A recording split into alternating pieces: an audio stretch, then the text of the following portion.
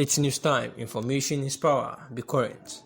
The news headline: let him stop buying more jets and begin to build more industries. Mbaka warns Buhari. Reverend Father Ejike Mbaka, spiritual director of Adoration Ministry Enugu, has warned President Muhammadu Buhari that the fighter jet he is purchasing will be used to destroy the country Nigeria. This was stated by the cleric during a sermon at his church on Sunday, where he said that Buhari needs to prioritize the development of new industries. In his words, the jet you are purchasing will be used to bring Nigeria to its knees. Please, the first person to meet President Muhammadu Buhari after receiving this message should inform him that all the jets he is purchasing will be used to destroy Nigeria. God told me to tell him, he explained. Let him stop buying more planes and start building more industries. Last week, Buhari confirmed that they have received new equipment from our friendly countries in our fight against any form of insecurity. These assets will be deployed to accelerate the fight against insecurity across the country, Buhari has said, and this includes the 10 Tucano jets that the Buhari regime got for the military, and this is a very sophisticated weapon that would actually foster the military in fighting against terrorism in the country.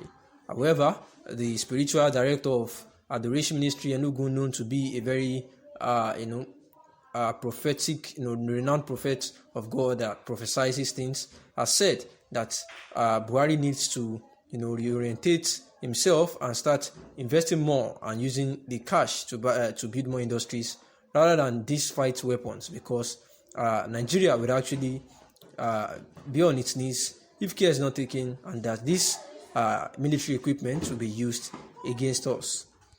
Also, this is at the time that the ESN members allegedly wrote a letter to the community people to tell them to stay at home and not obey the federal government. Daily Post is, however, not certain if the notice truly emanated from the Eastern Security Network, and the attempts to reach the spokesperson of IPOB, Mr. Mbaka, were not successful as at the time of writing this particular report. And here is the news yet again, that it was said that some Eastern Security Network operatives actually sent a note to the Ukulu community addressing them and warning them that they are actually disobeying their sit-at-home exercise declared by the group, saying that very soon they are going to cry Adainun, saying that they are watching them if they refuse to comply with the sit-at-home order and they continue to obey the dead Nigeria, and therefore telling them that from on Monday upwards that they should dare disobey again, that they will have themselves to be blamed, that the Eastern Security Network people are after them. And this was after the Mbaka, the media public secretary, had actually said that there is nothing like sit-at-home orders again, and that anybody doing this is just doing that to blackmail them, and therefore they are going to catch up with anyone perpetrating this evil act in the name of the IPOB or ESN groups. The ESN Tochukwu Ikenganya, the Anambra State Police Command PPRO, actually said that the Commissioner of Police CP Echen Iwuru has said that they have actually sent every security agencies to guard the place, appealing to the residents to give them credible information that are needed to identify the bad elements. And this is at the time that the North are actually saying that they do not want to coexist with the South region, and that is quite because of the atrocities going on there, such as this. The coalition of northern groups, CNG, has disclosed that the North is tired of living with the southeastern part of Nigeria in the same country. The group stated that the assassination of Gulag was a plan by the Southerners to replicate what led to the Civil War, therefore coexist with them, that they will no longer work.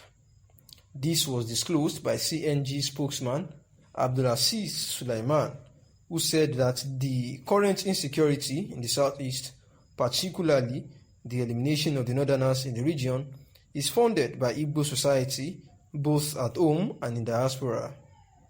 He said violent rascality by the indigenous people of Biafra the ESN, and other assortments of armed Igbo gangs is funded, fully supported and emboldened by every component of the Igbo society at home and in diaspora. The CNG considers it an insult to our collective sensibilities and ordinary rules of decency to expect other parts of the country, particularly the North, to continue to coexist as one country with the Igbo as federating partners. He added, the coordinated incessant attacks on police formations in Imo, Ebonyi, Aba, Ibadan, Enugu, and Anambra, and most recently the police headquarters in Kwara, and Sunday's cold-blooded assassination of Ahmed Gulak, a prominent northern leader, are part of a wider plan by the Igbo to replicate the ugly events of 1966, and the more reason why we cannot be reasonably expected to live with them as a nation any longer.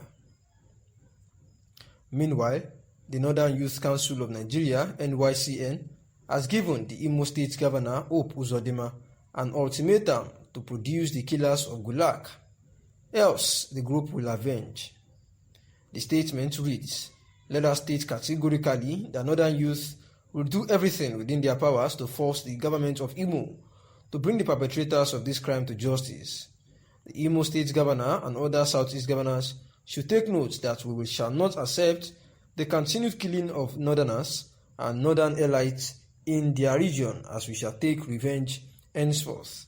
And this is the coalition of Northern groups, CNG, who have disclosed that the North is tired of living with the southeastern parts of Nigeria.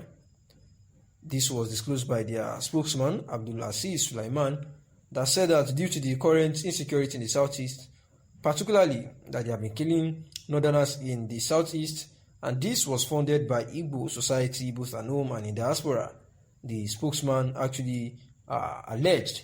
He also said that violent rascality by the IPOB and the ESN are another thing that is fully supported by the Igbo society.